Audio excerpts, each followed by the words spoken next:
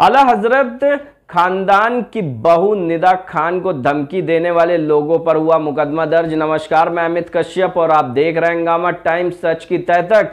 इस वक्त की खबर सामने आ रही है उत्तर प्रदेश के बरेली जिले से, जहां आला हजरत खानदान की बहू निदा खान को धमकी देने वाले लोगों के ऊपर मुकदमा दर्ज कर दिया गया है। आपको बताते चलें कि यूपी के बरेली में 3 तलाक के खिलाफ आवाज उठाने वाली आला हजरत खानदान की बहू निदा खान एक बार फिर सुर्खियों में आ गई हैं। इस बार शादी समारोह में पहुंची निदा को देखकर भाजपा छोड़ने के नारे लगाए गए। आइए डालते हैं मुनीश कुमार गुप्ता की एक रिपोर्ट पर नजर, उत्तर प्रदेश बरेली की इस खबर पर।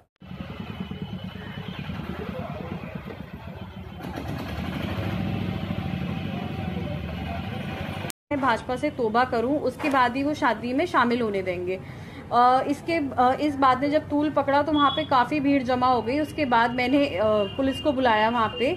जब पुलिस आई तो मामला फिर शांत कर दिया गया। जैसे ही पुलिस गई तो दोबारा वो मामला गरमाने लगा और उसके बाद उन्होंने कहा, एक ही बात पे वो स्टैंड लिए हुए थे कि भाजपा से तौबा करो। मैंने पूछा कि भाजपा से तौबा करने का क्या मतलब है इस टाइम, तो उन्होंने कहा कि भाजपा एक नॉन मुस्लिम पार्टी है, आज तक किसी बरेलवी मुसलमान ने उसका समर्थन नहीं करा है और तुमने समर्थन और प्रचार दोनों करा है जो गैर मुसलमानी काम है, तो तुमको इससे तौबा करनी पड़ेगी। इसी बीच में चलते हुए काफी धक्का मुक्की भी हुई, जिसमें छोटी मोटी चोटें भी आई। इसी मामले को लेकर मैंने FIR कल दर्ज कराई है। कौन लोग थे जो इस तरह का प्रेशर तुम्हारे ऊपर बना? मेरे अपने ही रिश्तेदार हैं, मेरे मामू, उनका बेटा, और उनका ये कहना है कि तस्लीम मियाँ और तस्लीम मियाँ का दामाद जो अरसलान है, शिरान है, और उनके जो साले हैं जरताब और बुरान जो ज्यादा नशीन है पीलीभीत में, उन सब का प्रेशर है उनके ऊपर, जो उनको ये कहने के लिए मजबूर कर रहे हैं। वो कह रहे हैं कि अगर तुम ऐसा नहीं करोगे तुम भी मेरी लाइन में आ जाओगे और काफिरों में शामिल हो जाओगे।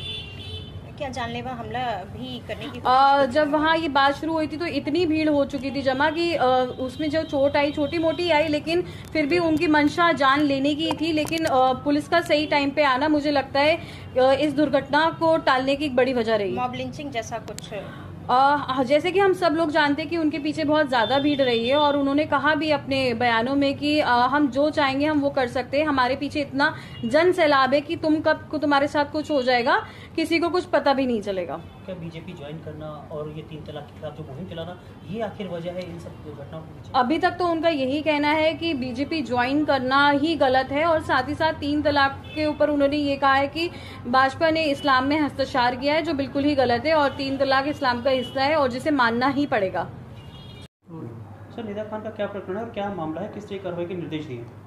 थाना बारादरी के अंतर्गत जो वादनी है उनके द्वारा एक तहरीर थाने पे दी गई है, जिसमें ये बताया गया है कि व्हाट्सएप के माध्यम से उनके जो जानने वाले हैं, जो रिश्तेदार हैं, उनको धमकी दी गई थी कि उन्होंने एक पार्टी विशेष को ज्वाइन किया। इस वजह से वो उनको अपना जो सामाजिक बहिष्कार उनका एक तरह से किया गया, और साथ में ये कहा गया कि अगर वो माफ़ी मांगेंगी उसके बाद ही उनको कार्यक्रमों में शामिल होने की अनुमति दी जाएगी।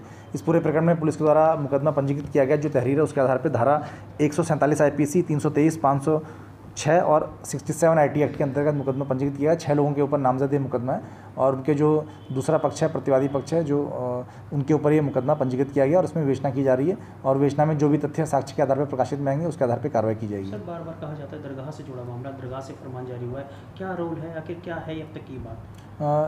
इसमें जो प्रकरण है, इसमें इनकी शादी पूर्व में जो शिरान नाम के व्यक्ति हैं उनके साथ हुई थी, और उसके बाद इनका जो डाइवोर्स का जो केस है वो उसमें चल रहा था। न्यायालय से इनको चिकित्सा जो प्रतिपूर्ति है जो वो भी इनको न्यायालय से मिलता है, और इसमें पारिवारिक इनका पति पत्नी को लेके विवाद है, और उसी में ये चीज़ें काफ़ी मुकदमे पूर्व में भी लिखे गए हैं, और उसमें निष्पक्ष कार्रवाई विवेचना के बाद इसमें की जाएगी।